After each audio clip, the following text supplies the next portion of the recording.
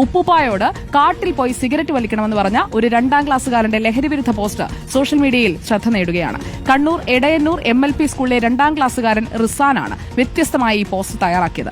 ലഹരിവിരുദ്ധ ദിനാചരണത്തിന്റെ ഭാഗമായി നടന്ന പോസ്റ്റർ രചനയിലായിരുന്നു ഈ വ്യത്യസ്തമായ പോസ്റ്റർ. അർജുൻ കല്യാണിന്റെ റിപ്പോർട്ട്. ഉപ്പാപ്പ ഇനി സിഗരറ്റ് വലിക്കരുത്, വലിക്കണമെങ്കിൽ തന്നെ കാട്ടിൽ പോയി വലിച്ചാൽ മതി.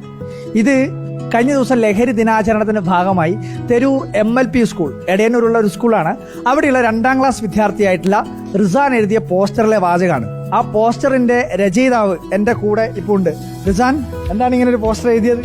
എന്റെ ഉപ്പാപ്പ എപ്പോഴും വീട്ടിൽ നിന്ന് വിളിക്കുന്നത് കൊണ്ട് വലിക്കുന്നോണ്ട് എഴുതിയാണ്. അപ്പോൾ റിസാനോട് പോസ്റ്റർ എഴുതാൻ വേണ്ടി മാഷ് പറഞ്ഞപ്പോൾ ആദ്യം ഓർമ്മ വന്നിട്ടുണ്ടാവും ഉപ്പാപ്പ വലിക്കുന്നതായിരിക്കും അല്ലേ? വലിക്കുമ്പോ ഒക്കെ റിസാന് ദേഷ്യമൊക്കെ തോന്നാറുണ്ടോ ഉപ്പാപ്പാനോട്? ഇല്ല. ഈ പുക വലിച്ചാലുള്ള പ്രശ്നം എന്താ?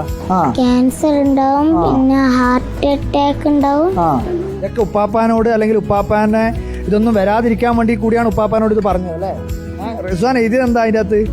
ഉപ്പാപ്പ ഇനി സിഗരറ്റ് വലിക്കരുത്, വലിക്കണമെങ്കിൽ കാട്ടിൽ പോയി വലിക്കൂ.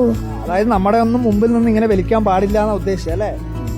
റിസാന്റെ സുഹൃത്തുക്കളും ഉണ്ട്, ഇവരൊക്കെ വമ്പന്മാരാണ് കേട്ടോ. എല്ലാവരും എഴുതിയിട്ടുള്ള ഓരോ ആൾക്കാർ എഴുതിയിട്ടുള്ള ലഹരി വിരുദ്ധ പോസ്റ്ററാണ് എന്റെ മുമ്പിലുള്ളത്. 2ാം ക്ലാസ്സിലെ കുട്ടികളാണ്. സിഗരറ്റ് വലിക്കരുത്, കള്ള് കുടിക്കരുത്. അങ്ങനെയാണ് നീ എഴുതിയത് അല്ലേ? ഷെതു എഴുതിയ എന്താ? സിഗരറ്റ് വലിക്കരുത്. സിഗരറ്റ് വലിക്കുന്ന ആരെങ്കിലൊക്കെ കണ്ട അപ്പൊ ഷെതു എന്താ പറയാ? സിഗരറ്റ് വലിക്കരുത്.